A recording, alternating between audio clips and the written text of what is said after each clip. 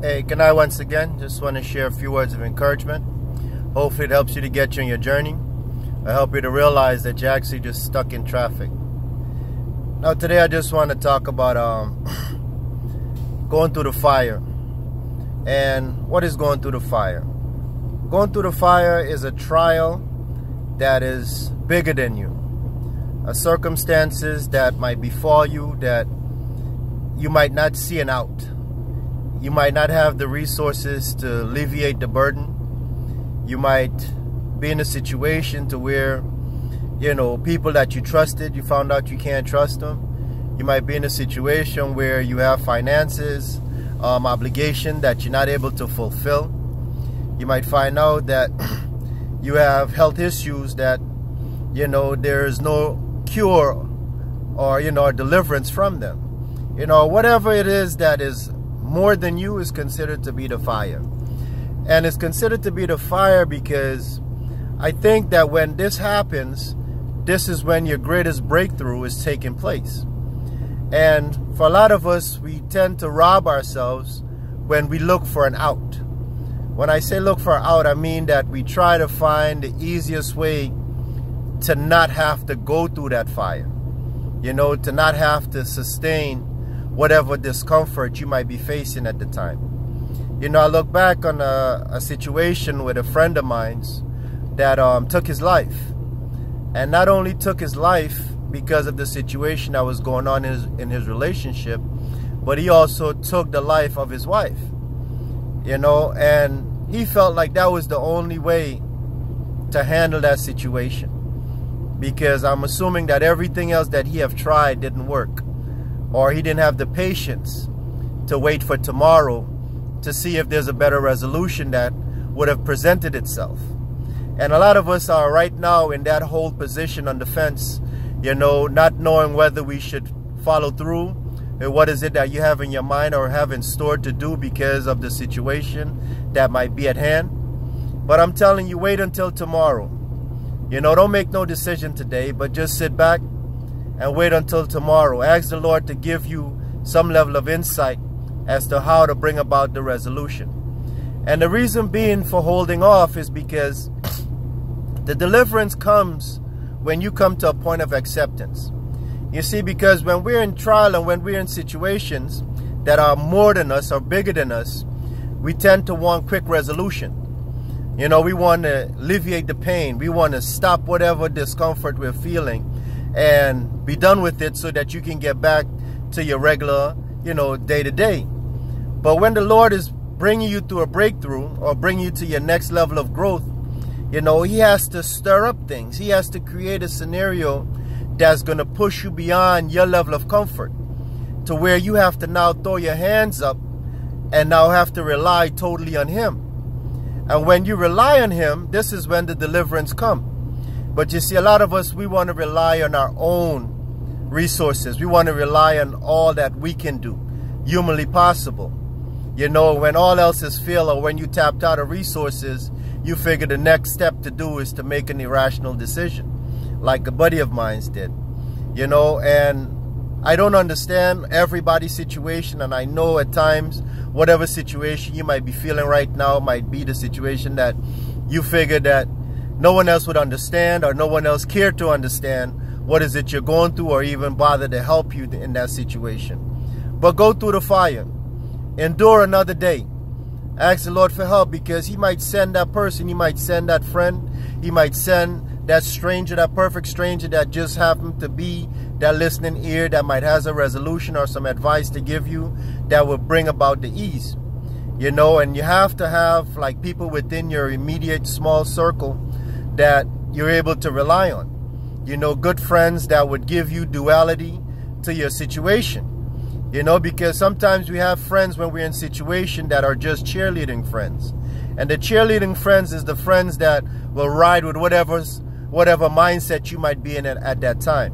If you're ready to be about it and, start causing some ruckus, then they down for it.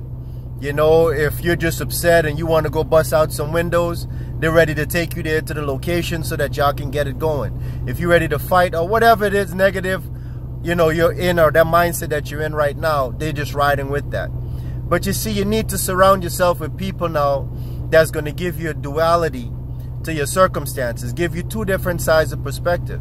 They can show you where you're right, and they can also show you where you might be at fault.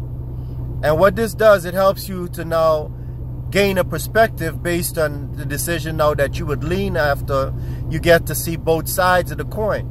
Because you see, when you're in a situation, you're not thinking rationally, especially when it's in a hurtful situation. You start to think irrationally. And of course, when you're thinking irrationally, you're not going to make a rational decision. You see, because you cannot solve the situation from the same level of ignorance or the same level that it originated. You see, you always have to go a step further or a step higher. You know, so go through the fire, because your deliverance is going to come when you come to a point of acceptance and you decide that you're going to endure and face the heat, you know, and face the fear. Because there's no one, when you're facing fire in front of you, you know, it's a scary thing, because you're thinking of all the worst case scenarios that can happen as a result of you going towards that fire. Because the heat alone is a deterrent. You know, you're thinking about being burned, you're thinking about your skin melting, you think about dying. And it feels that way a lot of times when we're in a situation that is bigger than us. You see? But my thing is to wait. You know, take a day off, step away from the situation. Don't make a decision. Because sometimes in situation, you be hasty, and you might say things, you might do things that you can now take back after the fact. You know, like my buddy of mine I was just explaining to you guys about, you know, he took his life. What if the breakthrough was coming tomorrow or the next day after that incident happened? You know, he robbed himself of that. You know, but I'm not here to judge or cast judgment, but I'm just, you know, painting the scenario so that you guys can have a visualization, you know, of how things can be and how things and solutions can come about, and how the Lord can bring the breakthrough, you know, if we're patient, if we come to a point of acceptance. Because if you're in a situation right now that you cannot change, you know, there's nothing you can do. Everything you could possibly try to do, you did, and you're still at right where you started from. Well, then there's nothing else to do. You have to come to a point of acceptance and say, hey, listen, it is what it is. Now, you can't control the scenario, you can't control the situation that is outside of you, but you can control how you react to that situation. You see? And a lot of times if it involves someone else, you know, you can't control that individual. You can make that person do things that might not be in their spirit to do. You know, you can't make people help you if they just don't see your need or your necessity as if they see it as an inconvenience for them, then there's nothing you can do about it. If you ask them for help and they don't want to help, then you have to accept that.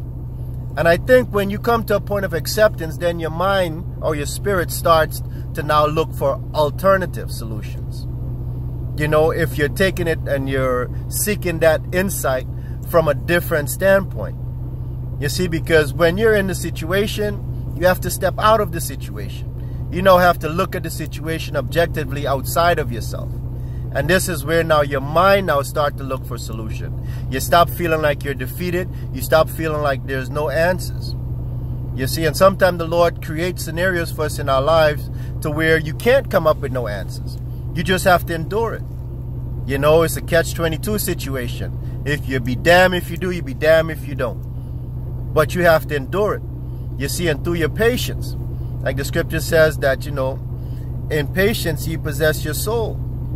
You know, sometimes we have to wait. You know, I'm here to tell you that you have to wait. Whenever you feel like, yo, listen, all is lost and there's no way out, just wait another day. Give yourself another day, another hour. Step away from the situation, go to sleep on it, and then you'll wake up the next day with a clearer mind that you might think of something that you wasn't able to think of the day before. You know, so just some pointers, man, that, you know, be patient. You know, endure whatever situation that might be bigger than you for a moment. And the answer and the resolution is going to come. It doesn't mean because you haven't found the answer or the solution, it doesn't mean that there isn't one. It just means that the Lord haven't brought that solution to the table yet. You know, and by you being patient, He will in due season. So be patient, endure your situation, go through the fire, come to a point of acceptance, and then try to find positive alternative and not try to find an escape out.